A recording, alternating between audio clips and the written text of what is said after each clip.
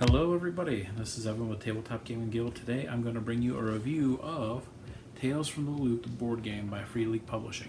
So I'm going to take you to the tabletop. I'm going to show you a couple things. I can't play out everything because it is a narrative-driven game, so I don't want to spoil anything for you guys, but I'm going to talk about the gameplay here and some of my thoughts, and let's go down to the tabletop and see what we got. Okay, everybody, so here we are at the tabletop, and this is the wonderful board that comes with the game here. So if you're familiar with the show, you can see a lot of the different locations that are mentioned into that. Everything's laid out onto a grid, as you can see on the lines for the grids on that here. And you have the different locations here that are marked with the different letters. So that's going to correspond to some of the rumors that you're going to draw a little bit later here. And I'll show those to you here as you go. So you get to play as characters. These are the boards that come with. What's really nice, you got a nice little standee that matches up with the character. And everything you need to do, or what you can do with the game, is actually really nicely located right here onto the boards.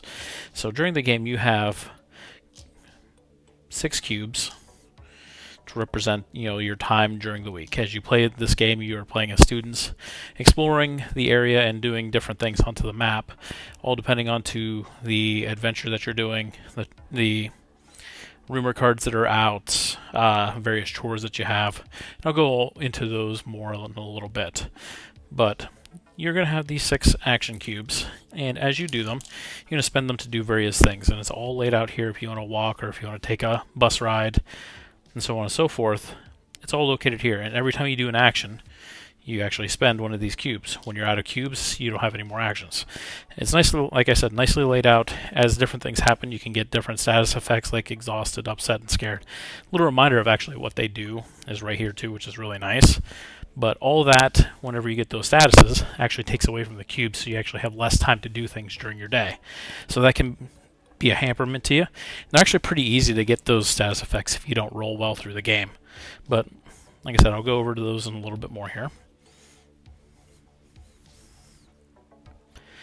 So the key part of the game here is what adventure you're going to do. And that's why I'm not going to really set up a full thing, because I don't want to do any spoilers.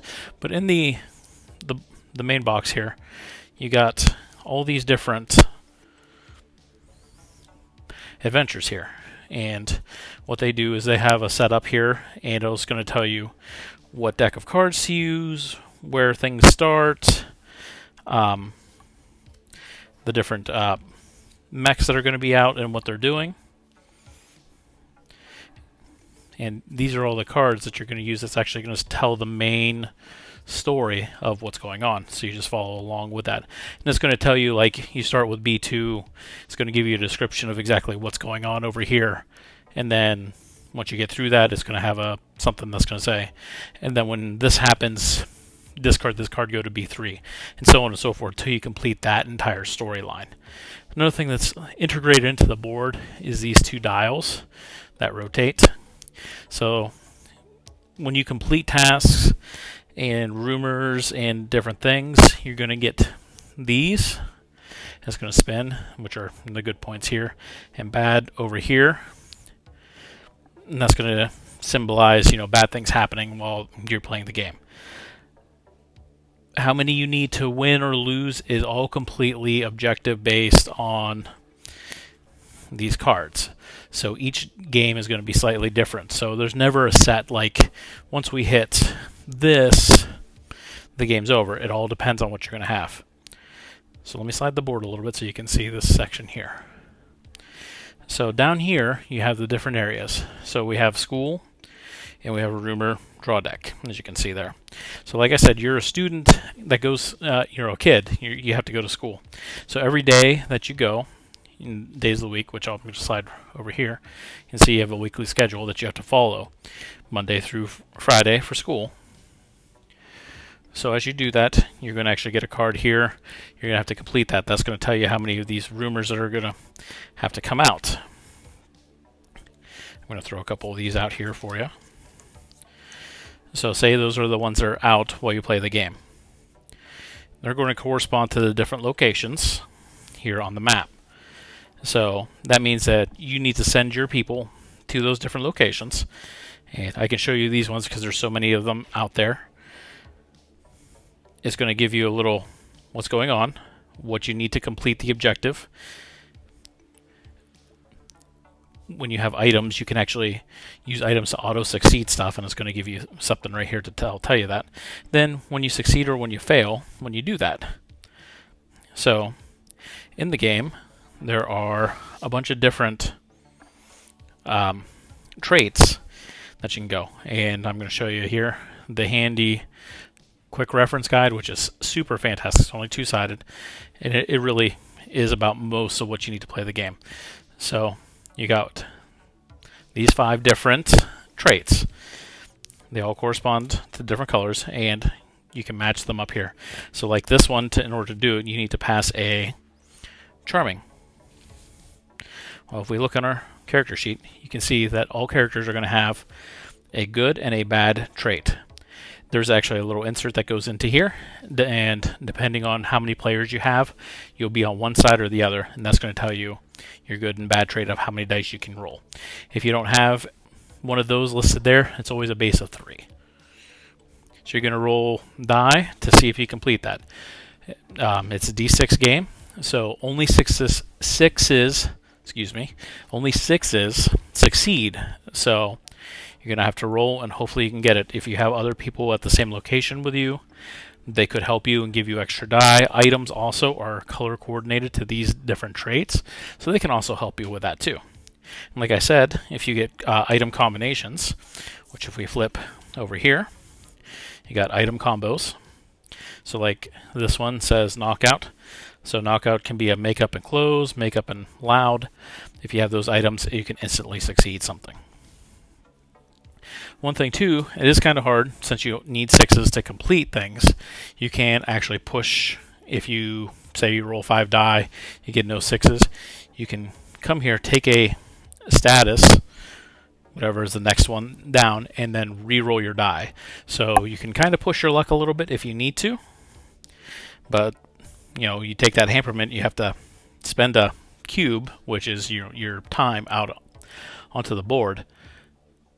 Is it worth it for me to go and spend that extra, little bit to try and succeed that? Is the status on here or whatever this failure, is it worth taking, or am I going to be better off getting these successes?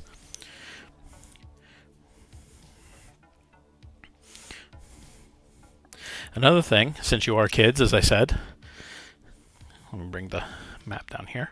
As you said, I showed you the weekly schedule. One thing on here is chores. So at the beginning of the game, which is the beginning of this week, you're going to get 2 chore cards. You look at them and you get to pick one. So while you're doing things, these are chores that you have to complete by the end of day, either Friday or Thursday, depending on which week you're on.